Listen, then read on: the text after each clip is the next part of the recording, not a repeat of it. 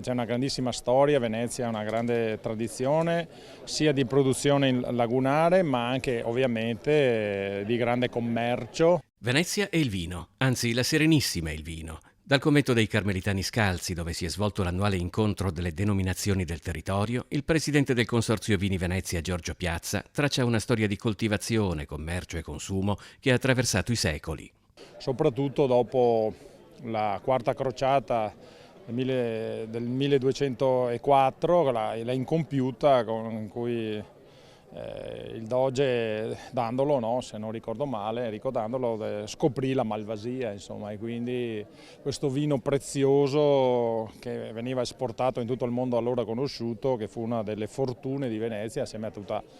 tutta la partita delle spezie, delle lane, eccetera. Già Plinio il Vecchio tesseva le lodi dei vini coltivati 2000 anni fa lungo la costa veneta, se poi si considera che in alcune zone del Veneto sono stati rinvenuti dei vinaccioli risalenti all'età del bronzo, più o meno 4000 anni fa, non desta certo sorpresa che il vino abbia intrecciato un saldo rapporto con la Serenissima. A Venezia si coltivavano i vitigni che erano legati alla tradizione, quindi erano arrivate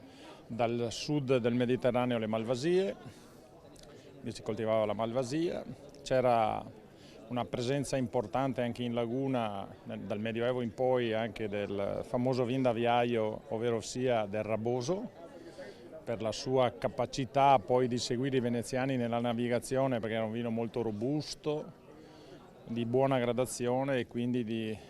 grande capacità a conservarsi bevibile.